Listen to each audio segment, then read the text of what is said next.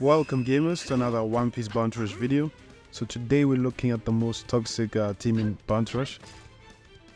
This meta will be definitely toxic. The more characters they release, like the duo characters, the more of them you'll see in the league. They got, I think, the most advantage out of any other characters in the game. I mean, having 2 HP bars, 4 skills for each duo character, it's pretty nasty. And the fact that you can just switch around, not use normal attacks, just keep using your skills, puts too much pressure on everyone. I mean, look at Zoro. He could have killed me, but I just keep, changing around, spamming skills. K5 Luffy looking pretty sad right now. You need to be very careful when you play him, especially against his counters, which like the 2 deadly ones like he has. But with this games, I pretty much wanted to show, I think the duo's power, but I went with how good are they, like if you start with Yamato and then if you start with Kid and Law, Yamato and Ace, all of that. But yeah, they're pretty nasty, like even at 5-star, because this Yamato and Ace is still at 5-star, they feel like pretty dominant, like they can handle like almost meta units, like they don't have a, what would I say, like a pure counter right now. That Kaido there, so that game he was just spamming normal attacks. I think, man, that was just a strong move and he killed him basically, because I would have killed that Zoro. He dodged and I was gonna use my skill to release it, but he did that garbage. But anyways, we're gonna spawn with Kid and his new outfit. The reason why I start with Kid is sometimes, Kid is like the better character, and with like Yamato and Ace, Yamato is definitely I feel like the better character. Feels more smooth to play with me than Ace. Like Ace has no like range skills, like everything is pretty close, which if you're still like at 5-star and you're still pretty squishy, you don't want to be at close range with the enemy. That's the thing. While Yamato has both long range skills, like you can be pretty decently far and not get damaged. And of course, when you're capturing treasure with this like Kid and Law, man, it just feels so slow to dodge away when you're capping. And Kid, I feel like he's sluggish, man. Like I feel like his metallic arms, they're holding him back. They make him feel so slow, and I just don't like the feeling sometimes. Law, he's like a bit faster, but he feels like a bit stiff. I don't know, like as a runner, they are much more supposed to be used offensively than anything else. That I feel like they're more like you want to kill someone first and then cap the flag, uninterrupted. Like if you want to cap the flag when someone is there, it's gonna be hard, because it's either you're too tanky or you're still too squishy and die right away. So because you don't want to get caught pretty much easily. But you can see like easily absolute dominance. Like for the people that are running Gear 5, I'm sorry. I think I'm also going to release later today, like a video on Gear 5, and we'll see how he handles the meta. Like most people are running reds, so like his best skill right now is definitely still the Bajran gun, but Kaminari is actually the reason why he's like still alive and protected, because the shock actually gives him value since all the characters can get shocked and all of that wonderful stuff. But anyways, let me go back to Yamato and Ace and Kid and Law.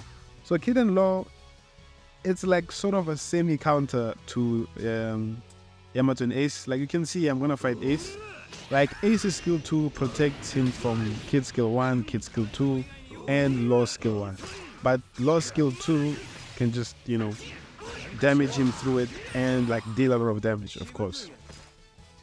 Like these Aces, they deal a lot of damage, bro, because they ignore defense on their normals when their HP is above 90%, and they have that resist dagger to Kid and Law because they have parameter boost.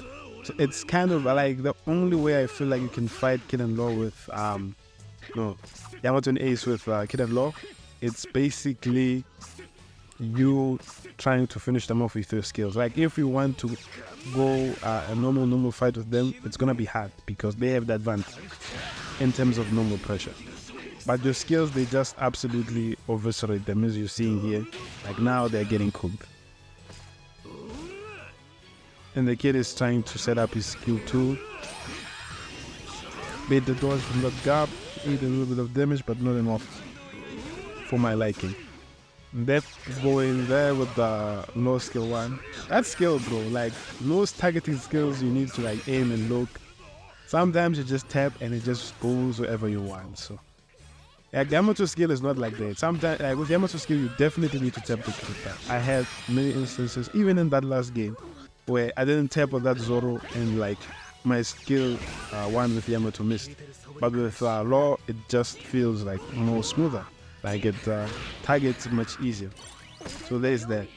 And as you can see, like these aces are 5-star and 4-star. They are one-shotting a boost for Kid and Law, actually. But maybe it's because of the medals weren't as proper as they should have been. Like at this point of the games. Yeah, look at them just spamming skills, trying to see what I can do, exchanging. So, I mean, it's just so easy and free, man, to do everything, like, with these characters, man. Like, if you're in danger, just switch to a character with more HP, and then you're dominating. If you're in, like, out of skills, and you want to engage in normals, go with a character that has better normals, or maybe they can tank a little bit better. It's just that easy. With this game, I got so mad. You see at number 2 is a bot. Definitely sure. But the problem is the team somehow managed to mess it up. Bruh, you'll be surprised at the things that you can do. And that is definitely why Yamato and Ace cannot be number 1. Because they cannot carry like Gear 5 and Big Mom, you know, can. Like the defender, it just feels so powerful with that 150% gauge. Like I said in the other previous video, if this Yamato and Ace had a runner version, maybe the Yamato was a run or something like that, it would have been better. Like a runner, but still having all the offensive power, like how EX Luffy is. You know, he can go to Snake Man and all of that, and he has the runner traits. I think that would have made them the number 1 unit for sure. And like with these dual characters, one thing I forgot to say, it's not just about they have like 4 HP bars and 8 or 16 skills, or 8 skills. Basically, it's mostly about the traits. They get so many other traits that can counter everyone in the meta.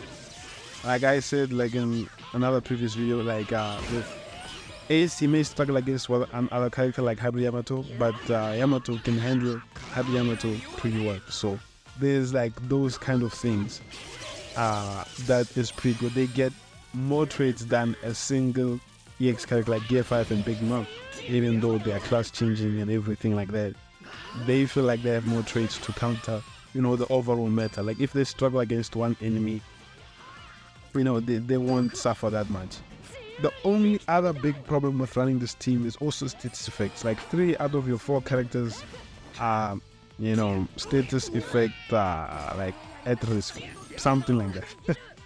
They are like definitely in danger of the like shocks and everything like that, and Law just needs to be above 50%, then he nullifies.